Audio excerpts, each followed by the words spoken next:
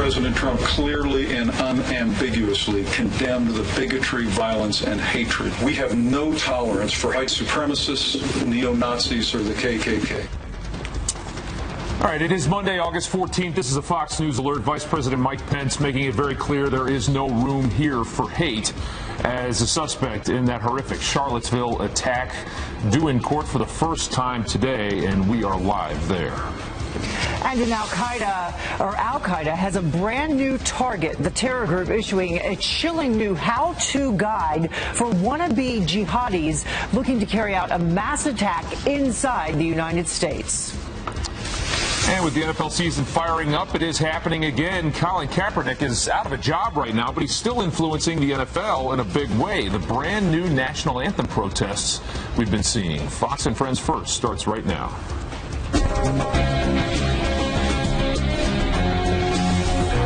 Good morning. You are watching Fox and Friends First on this Monday morning. I'm Heather Childers. And I'm Rob Schmidt. Thanks so much for starting your day with us. And straight to that Fox News alert. In just a few hours from now, the suspect accused of mowing down counter-protesters in Charlottesville, Virginia, will face a judge for the first time. The court appearance comes as we're learning some more about James' accident, calling it a terror attack. It's just something you don't wake up in the morning and expect to happen for anybody or in the world. But when it happens and then it's for really happening, all you can do is just ask God to bless you. A vigil was held here for the young woman who was killed in Charlottesville this weekend, and there were vigils across the country in her remembrance. And now it's not clear if the Fields, the driver, will physically appear in court today or if he will appear by video. Of course, there are some safety concerns as this town and country mourns the loss of 3 people who were killed in these deadly riots this weekend. So a sad and somber morning here in Charlottesville. Back to you guys in New York. Okay, Matt, thank you.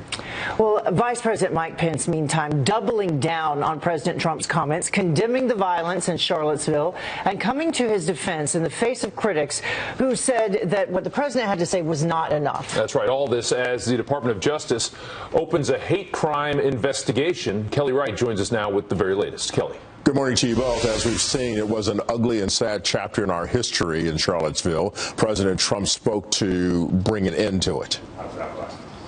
We condemn in the strongest possible terms this egregious display of hatred, bigotry, and violence on many sides. On many sides. President Trump's words did not comfort those reeling in anger and sadness from the deadly racial violence. Republican and Democrat lawmakers are urging the president to strongly denounce the white nationalists. We got to call it out for what it is. It is hatred, it is bigotry, and our leaders got to be very frank, unequivocal. We will not tolerate that in our country. To defend the president, the White House issued its own statement defending President Trump, and from his trip in Cuba, Vice President Mike Pence addressed the matter. We have no tolerance for hate and violence from white supremacists, neo-Nazis, or the KKK. These dangerous fringe groups have no place in American public life and in the American debate, and we condemn them in the strongest possible terms. That's the Vice President speaking from Cartagena, Colombia. Meanwhile, the Justice Department is conducting a civil rights hate crime investigation on the horrible car crash that killed 1 person and injured 19 others. The feds want to know if the driver, 20-year-old James Fields Jr., planned the attack and if he had any help.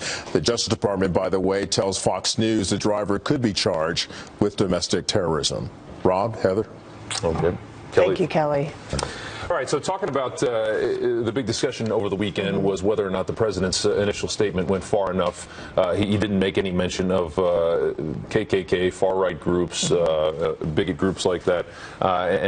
Let's take a look at what the White House came back and actually issued another statement trying to fill in some of the blanks that I think the media and a lot of people on the left say there were.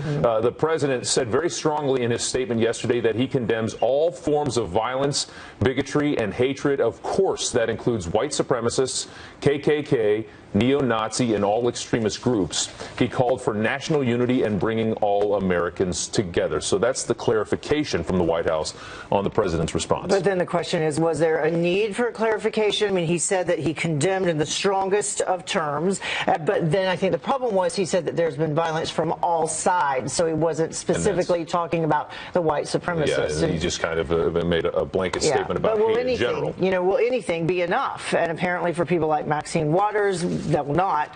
She put on Twitter this statement right here. Trump has made it clear with Bannon and Gorka in the White House and the Klan in the streets, it is now the white supremacist house.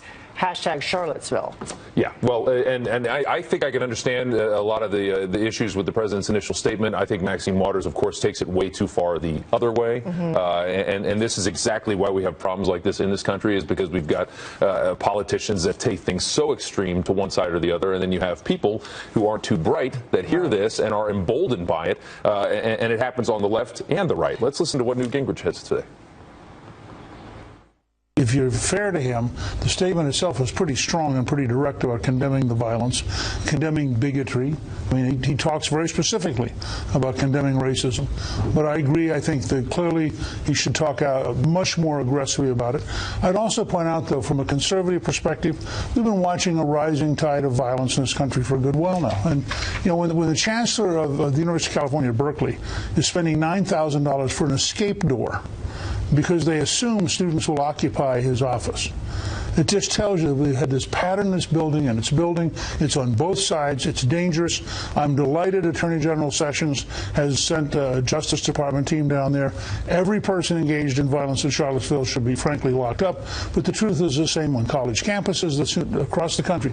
We have to decide violence is unacceptable. You can have free speech, but you can't have violence. And that's absolutely right. You know, I do want to say, though, I was interested to look back at what President Obama had to say following the Dylan Roof shooting that happened in Charleston, South Carolina, that clearly connected to white supremacy. Dylan Roof admitted so, said so himself. And President Obama's initial statement right after that shooting, although he did talk about racism in America, he did not specify white supremacy. He did not specify and call them out either. And he said, you know, the FBI is investigating it. We have to pause and take a look, and we'll say more when we find it out. And he also called it senseless murders. He did not call it, you know, domestic terrorism either. Yeah. All right. Well, we'll see what we hear today, and if President Trump does any clarifications of his own. I have a feeling he might. He might. We'll see. Well, Fox News alert for you, though. At this point, a manhunt is underway after 3 people are gunned down at a racetrack in Wisconsin. Police say that the victims were shot at point-blank range near a food vendor at the Great Lakes Dragway south of Milwaukee. And police have no idea what happened before the shooting. Nearly 5,000 people were at that racing event. No one else was injured. Well, 2 American soldiers are dead, killed while fighting in Iraq. U.S. military officials say the service members died during combat training operations. They were not killed by enemy contact. 5 others hurt in that incident. None of the soldiers at this point have been identified, and no further details are available at this hour. We'll keep you posted on that. Also, as tensions reach a boiling point with North Korea, the U.S. is preparing to fight and to win. American forces now conducting joint military exercises with Japan, and they say they're getting ready for anything. Although the director of the CIA says we are safe for now. There's nothing imminent today, but make no mistake about it, the continuation, the increased chance that there'll be a nuclear missile in Denver is a very serious threat, and the administration is going to treat it as such. All this comes amid reports North Korea is calling its ambassadors to China, Russia, and the UN back to North Korea for a meeting there. Well, a major blow to the dangerous terror group Al-Shabaab. Its co-founder and former deputy has surrendered. Mukhtar Robo Abu Mansour turned himself in to the Somali government. Well, he left the terror group 4 years ago and has been hiding in the jungle ever since. The U.S. canceled a $5 million bounty on him in June. It's not clear what the Somali government plans to do with him. And Al-Qaeda wants to turn your morning commute into a bloodbath, apparently. The terror group reportedly highlighting ways to attack American subways in its jihadi magazine called Inspire. A step-by-step guide shows followers how to make homemade devices that can be clamped onto train tracks to cause derailments. Of the terrorists looking to exploit, of course, the vulnerability of the rail security here in the U.S. All right, more than a dozen illegal immigrants found locked inside of a very hot van near the United States border with Mexico. A relative of somebody inside of that van, inside of the trailer there, tipping off police, leading them to a truck stop in Edinburgh, Texas. The 17 illegal immigrants were likely locked inside for 8 or 9 hours, but thankfully nobody was seriously hurt. This comes less than a month after 10 illegal immigrants were found dead in a tractor trailer in San Antonio, Texas. Well, it is Extreme Makeover White House edition. That's right. The West Wing getting some major renovations, including resurfacing hardwood floors in the Oval Office, also adding new carpet around 1600 Pennsylvania. Crews also replacing some old HVAC and IT systems, we're told. Also redoing the West Wing's lower lobby and Navy mess kitchen. President Trump is working from his National Golf Club in the meantime in New Jersey during the remodeling.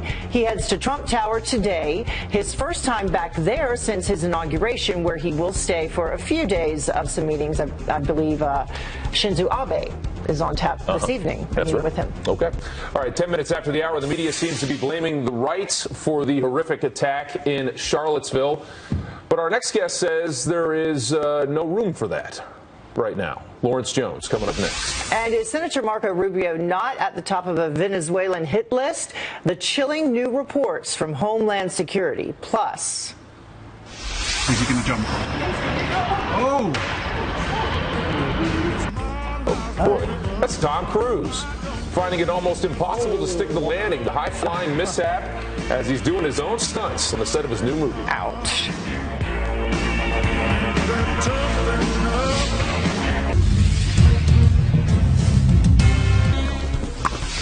All right, the son of the Venezuelan president, Nicolas Maduro, vowing to take the White House with guns if the U.S. intervenes in their country. 27-year-old Nicolas Maduro, Guerra, telling state media, quote, if the U.S. soils the homeland, the rifles would come to New York and take the White House. Apparently the kid's not too bright. Of course, the White House is in D.C., not New York. He didn't know that. The threat comes after President Trump said he would not rule out sending the military to Venezuela in response to President Maduro's socialist takeover and all the terrible things that have been happening in that country. All right, Vice President Pence heads to Argentina today after speaking out against what he calls the tragedy of tyranny in Venezuela on the first leg of his South American tour. Venezuela is sliding into dictatorship. And as President Trump has said, the United States will not stand by as Venezuela crumbles. We will continue to stand with free nations across our hemisphere until democracy is restored for the Venezuelan people. The VP says he's confident they can find a peaceful solution.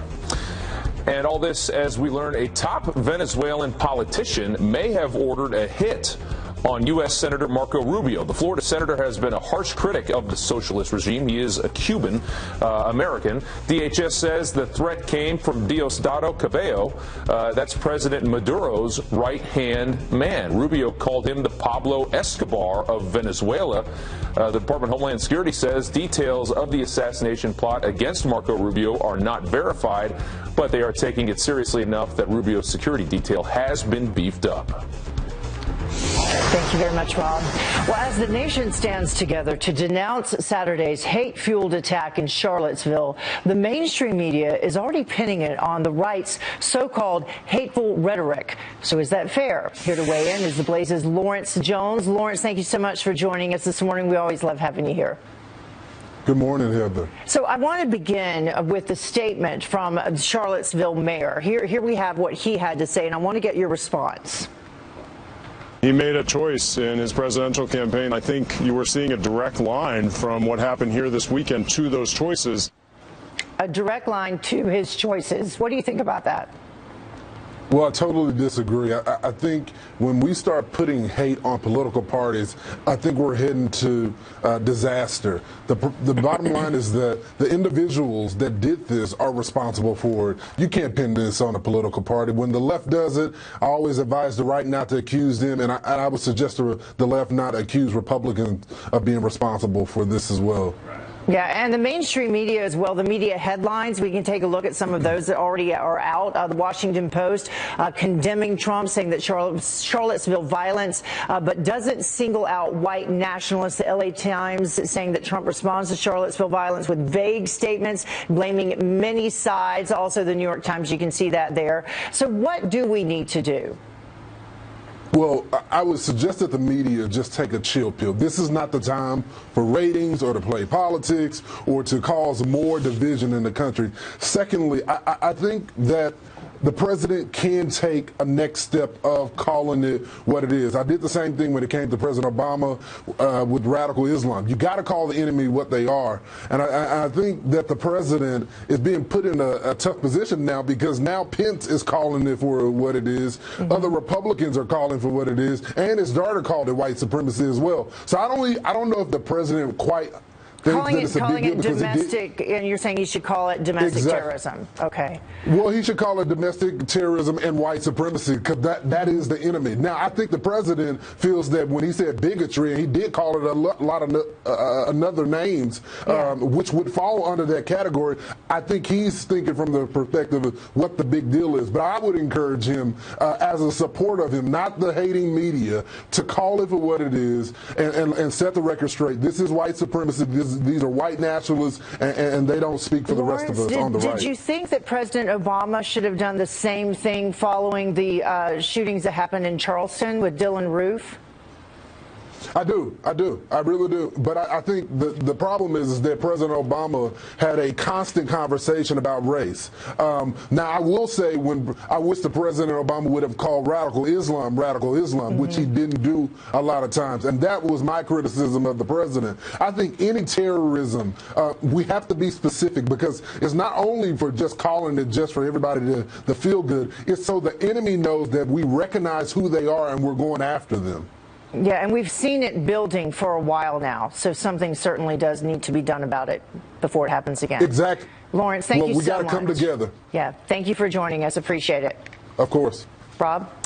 All right, about 19 minutes after the hour, Colin Kaepernick is out of a job, but the NFL can't get rid of the anti-American trend that he started. We have more players now taking a knee during the country's national anthem. Plus, he is one of President Trump's most outspoken critics. Now rumors are swirling that New York City's mayor, not very unpopular here in New York, Bill de Blasio, wants a promotion. He's ready to run for president in 2020. And also, back-to-school crisis, why your kids may have a problem getting to school this year. Stay tuned.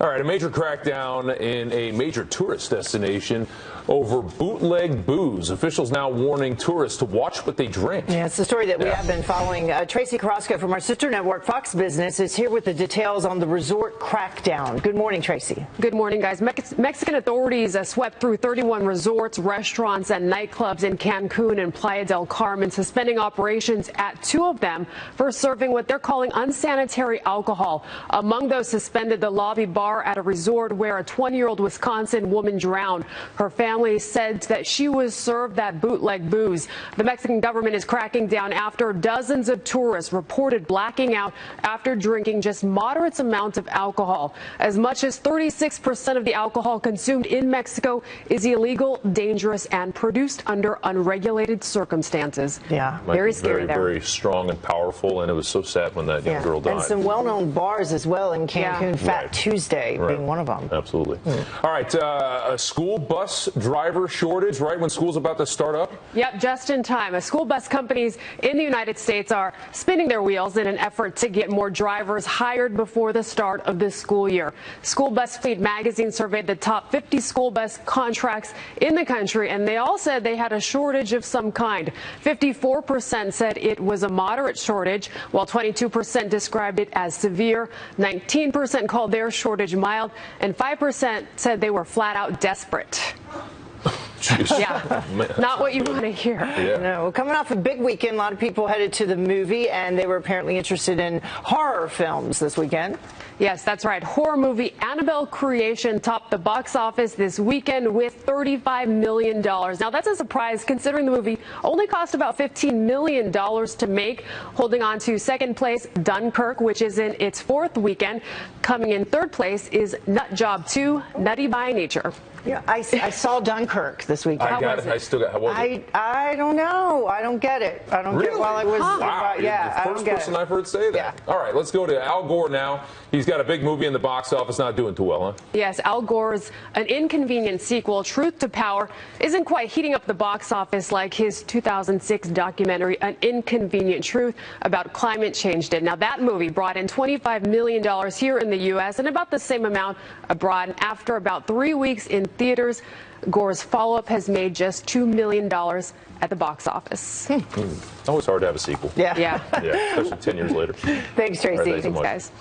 Well, more football players are standing with Colin Kaepernick, apparently, by taking a seat during the national anthem. There we go. No, we're still not on the right camera. Last night, Seahawks defensive end Michael Bennett sat on the bench with a towel on his head as the rest of his team stood for the anthem at a preseason game. So it's happening again. Yeah, now where are we going? Oakland Raiders running back. There you are. Hey. Marshawn Lynch sat down on Saturday night and ate a banana instead of honoring his country. So a lot of fallout from that, I'm sure. We're going to see more of that, and it really hurt the NFL last year.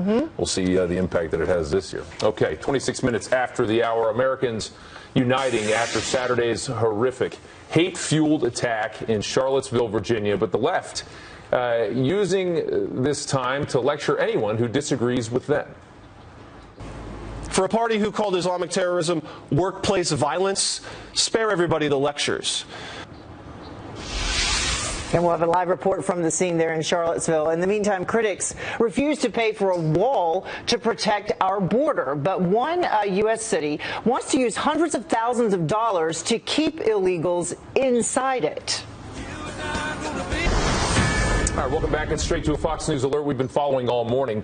Vice President Mike Pence doubling down on President Trump's comments, doing some clarifying and condemning the violence in Charlottesville, coming to his defense, to the president's defense, in the face of critics who said that what the president said was not enough. Yeah, all of this as the Department of Justice opens a hate crime investigation. Kelly Wright joining us now with the latest. Good morning, Kelly. Heather and Rob, good morning to you both. The White House and the Vice President of the United States are defending President Trump's initial response to the racial unrest that erupted over the weekend in Charlottesville, Virginia.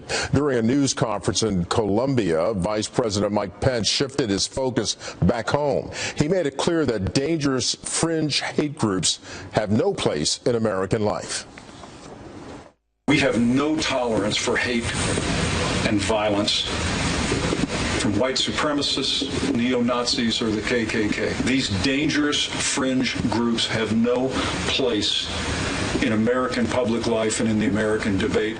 While people in the town of Charlottesville seek ways to bring calm and healing to their community, Republican and Democrat lawmakers are urging President Trump to denounce the white supremacist groups in unrest. We all need to have some self-reflection on how did we get to this point. The Justice Department is conducting a civil rights hate crime investigation on this horrible car crash that you're looking at that ran into people, killing one and injuring 19 others. 20-year-old James Fields Jr., the driver, is in custody.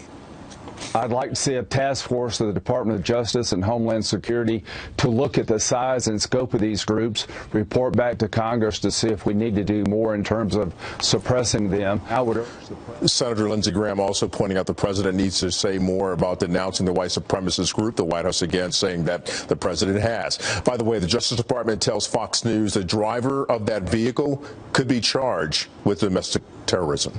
Back to you. All right, Kelly, thanks so much. Thanks, Kelly. Well, that does bring us to our look at who's talking. And this morning, Waters World host Jesse Waters says that the criticism of President Trump's response to the Charlottesville attack highlights the left's hypocrisy. The same people who don't like Donald Trump saying Islamic terrorism are urging him now to say white supremacism. For a party who called Islamic terrorism workplace violence, spare everybody the lectures. If hundreds of thousands of Islamic terrorists have nothing to do with Islam, then why does one white supremacist have anything to do with Donald Trump? We can use the left's own rationalizations against them all day, but we won't. It's tedious to listen to both sides fight over which side hates Nazis more. What we saw in Charlottesville were fringe fanatics who don't represent this country. America is not a racist nation. It's time we stop acting like it is. All right, in just hours from now, the suspect accused of mowing down counter-protesters in Charlottesville will face a judge for the first time. This as we learn more about James Fields, including a very sick infatuation that he has with Adolf Hitler. Matt Finn is live in Charlottesville, Virginia, where a vigil was held last night for the woman killed in that attack. Matt. Yeah, Rob, sad and somber Monday morning here as this town and the entire country comes to terms with the hate-filled riots that engulfed Charlottesville and left 3 people dead. A vigil was held here last night in remembrance of the 32-year-old woman that was killed and the 2 state troopers killed. The driver, police say James Fields Jr. intentionally drove his car through the crowds, killing 32-year-old Heather Hayes. That driver is scheduled to be arraigned in just a few hours, being charged with second-degree murder. Friends of the victim say she was in the streets, likely protesting the white supremacist and just trying to do the right thing. She was a sweet person, and I just want to do my best to make sure that, her family doesn't have to worry about, cost of anything. And, I thank her because she wasn't only standing up for me. And there is some strong video. We warned you, some of it is graphic. Police say the driver, James Fields Jr., intentionally drove his gray Dodge into the crowds of people in Charlottesville on Saturday, killing the young woman and hurting 19 others. Now, this morning, it's not clear if the driver will physically appear in the district court behind me or if he will appear by video. As you can imagine, there are safety concerns here in this town after riots left 3 people dead here. A tragedy. Back to you, Rob. Yeah, and you saw there were pictures of him walking with the white supremacist groups, I believe, what was it, the day before or moments before? Matt, thank you so much. Thanks. Well, tensions nationwide, of course, reaching a fever pitch following that deadly rally in Charlottesville. Anti-protesters turning Washington State's peaceful freedom rally into chaos, clashing with officers on the streets in Seattle. And the protesters, you can see they were armed with axe handles and 2x4s, taunting police, hoping to incite violence. And then officers in riot gear, they were forced to use pepper spray and flash bang grenades to keep the anti-protesters separated.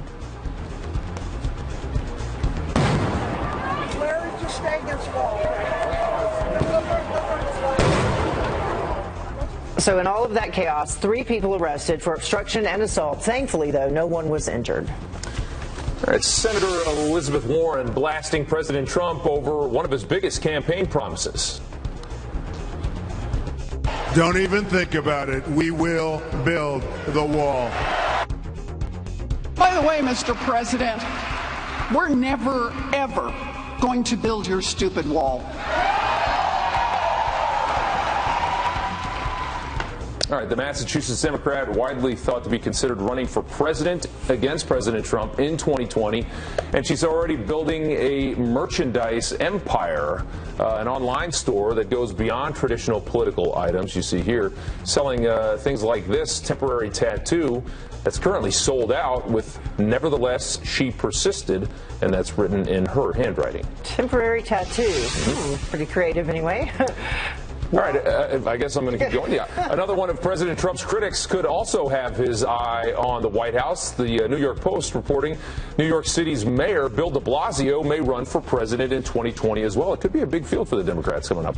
The Post says de Blasio confident he'll win re-election for mayor next year in New York, and he will try to convince progressives that he is a better option than Senator Warren or Bernie Sanders for president. And New York's Governor Andrew Cuomo also widely rumored to be running in 2020. 2020. Everybody going to take a shot. And there you have it.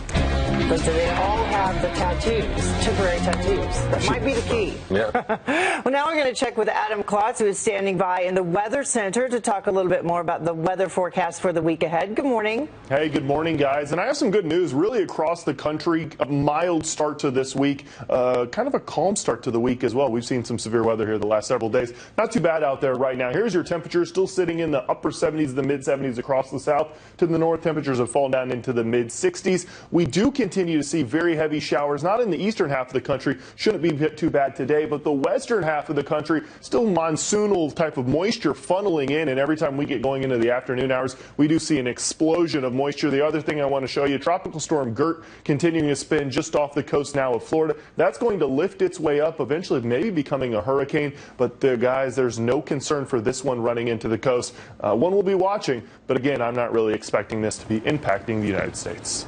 All right. Good news. It could be an active season, though. Yeah, we'll keep an eye on it. All right. Thanks so much. Well, you could call Tom Cruise's latest mission incomplete.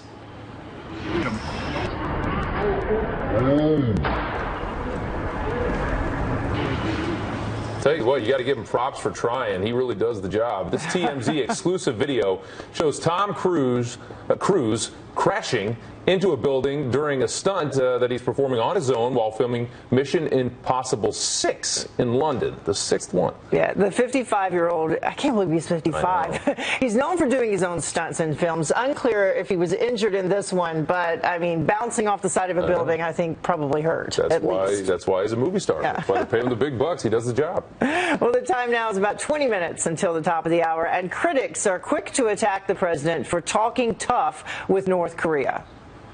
President Trump sounds more like a North Korean leader, unfortunately, than an American leader. We have never heard this kind of bluster from an American president to another world leader. But the American people couldn't disagree more. A fair and balanced debate coming up. Also, an inside job, former communications director Anthony Scaramucci breaking his silence with new claims about the swamp he says is trying to take down the president. And a license to be PC. Hundreds of people now refusing, opting for the gender X option at the DMV. All right, Anthony Scaramucci says the swamp is trying to take down the president from the inside. The former White House communications director speaking out for the first time after being fired just 10 days into his job. Scaramucci says that they don't like the president because he's an outsider. The president is not a representative of the political establishment class. And so for whatever reason, people have made a decision that they want to eject him. I think that there are elements inside of Washington, also inclusive in the White House, that are not necessarily abetting the president's interests or his agenda. Well, Scaramucci adds that the president needs to bring in more loyalists to pass his agenda.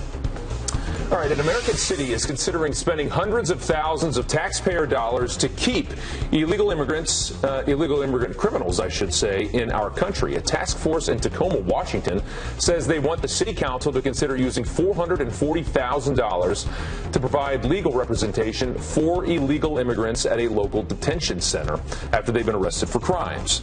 City council officials say they are receptive to this idea in the state of Washington, but are not ready to implement it just yet. But to the south of Tacoma, San Francisco officials making a major announcement today, also defying the president's illegal immigration agenda. California's Attorney General and the city's attorney are holding a press conference at 1 Eastern Standard Time, threatening sanctuary jurisdiction policies. Cities who don't allow local police to cooperate with immigration agents could have their federal funding blocked. All righty. All right, well, we were going to go to Steve Ducey for a check what's coming up on Fox and Friends. If we have him, we don't. We'll just go to break. Oh, he's ready. Hey, I'm ready. Okay. We're kind of all over the place today. That's right. Good morning to you, Rob. Good morning to you, Heather. We showed you folks the shocking video on Friday. A police officer shot at point-blank range. Take a look. It is a little disturbing, though. Shots fired! Just ask me to tell my family I love them. Oh my goodness, that's the voice of the officer who shot that video, all caught on the police officer's glasses. And Officer Quincy Smith is going to join us this morning to share his miraculous story of survival. We got a busy 3 hours. Kicks off about 15 minutes from right now, right here on the channel everybody trusts for their morning news. Fox and Friends First returns in 2 minutes. Morning, looking at Times Square where the lights never go out here in New York City. Some clouds in the sky overhead. Hopefully you're beginning your week the right way this morning. And you are, because you're joining Fox and Friends First. We have this story to tell you about right now, though. Forget male or female. Hundreds of Oregon residents are marking X on their gender on driver's licenses and state IDs. 266 people have applied for the option since the state approved the rule change last month. Washington, D.C. is the only other jurisdiction where gender-neutral IDs actually exist. And an American university says that their diversity training requirement is not mandatory. The University of Wisconsin-Madison says that their new pilot diversity program is more of an expectation. That's what they call it. It's one of 3 programs listed for incoming freshmen, costing nearly $200,000. Officials say that their change in tone stems from student backlash, who think that it will be a burden if it is in fact enforced. Rob? Okay, Fox News alert just in, and some pretty good news here. A new blow to North Korea. The nation of China now saying it will stop importing North Korean coal, iron, fish, and other goods, and this will begin very soon on September 5th. This coming as the United Nations has also hit North Korea with tough sanctions meant to cripple their economy. And the China thing, pretty good news for President Trump, who's been really calling out China for supporting North Korea. In the meantime, from fire and fury to locked and loaded, President Trump now being berated by the media over his tough talk on Twitter for North Korea. President Trump sounds more like a North Korean leader, unfortunately, than an American leader. It used to be that we looked at the North Koreans and said, those are the nuts with nukes. But now it looks a little bit like we have our own nut with nukes. This is the first time that the dangerous apocalyptic statements of the North Korean regime have been met by dangerous apocalyptic statements by the President of the United States. We have never heard this kind of bluster from an American president to another world leader. But the president's approval rating actually has gone up in the days following those statements and the tough talk after 8 years of very flaccid talk. Here for a fair and balanced debate, former Bernie Sanders surrogate Chuck Rocha, and Hudson Institute fellow Rebecca Heinrichs. Guys, thanks so much for coming on this morning. Morning. Morning. All right, Chuck, we're going to start with you. Explain to me the problem with the way the president has been handling North Korea so far from the left. What is the issue? Well, I think that words do matter, and I think that in all instances, all of us as Americans want to make sure that the president's doing everything he can to keep the homeland safe. I think there's different ways to do that. I think you can actually look at China and what they just did with their sanctions to actually put some pressure on North Korea, to kind of slap them around and go like, you got to get in line because you got to feed and clothe your people instead of just sitting around with bluster and hard words. I would remind all Americans that 1 million soldiers in Iraq and Afghanistan got hurt because we had a guy who wanted to have tough words. Okay. All right. Fair enough. Let's go to a poll, though. I want to show people what the approval rating for President Trump has done since he started talking tough with North Korea. I believe this is going to be before 39% approving, 59% disapproving. The numbers haven't been too good for President Trump. But this here, let's show you after some of those tweets to North Korean's leader Kim Jong-un, up to 45% and 53%. That's a pretty strong jump, and I think a lot of people think North Korea is a big part of that. Rebecca, the president has been talking a lot tougher and a lot different than we heard the last 8 years, which pretty much just acted like Kim Jong-un didn't exist. What do you think? Well, this tough talk doesn't just have an effect on North Korea. It had an effect on China. There's a good reason why China is now being serious about enforcing sanctions. It doesn't want a war on the Korean Peninsula. And if it believes that the President of the United States is serious about this, then they're more inclined to actually do their part and enforce sanctions.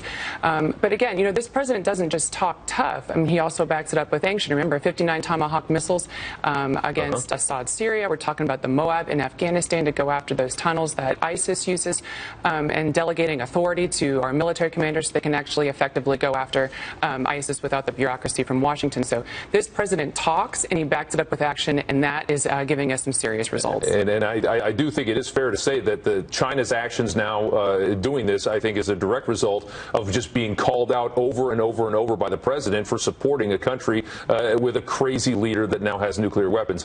Chuck, let's go to you for a second. I want to ask you something. Do you think President Obama handled North Korea well in 8 years?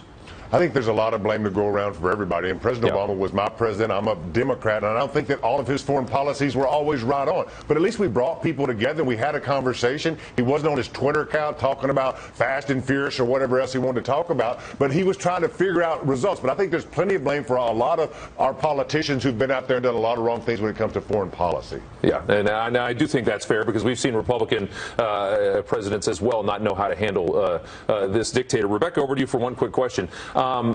You have all of this talk on Twitter. Does it seem that nobody is going to really make a move? No, I think that President Trump has made it clear that he's willing to make a move. So, and now we're watching again. In the past, every time the president, even President Obama, made threats, it's just that nobody believed him when he made those threats. But when he did, North Korea responded with another missile test or another nuclear test. So, you know, we got to get serious here. This is not just about coming together. This is about actually stopping Kim Jong-un in North Korea. Guys, thanks so much for coming on this morning. We do appreciate it. Have a good morning. Heather, over to you. All right, good stuff. Well, the time now is about 5 minutes until the top of the hour. What does this look like to you? Take a look. One police officer claims that her pizza came with the message "pig" on it. We'll talk about that. And there's a snake near this baby's crib. Can you spot it?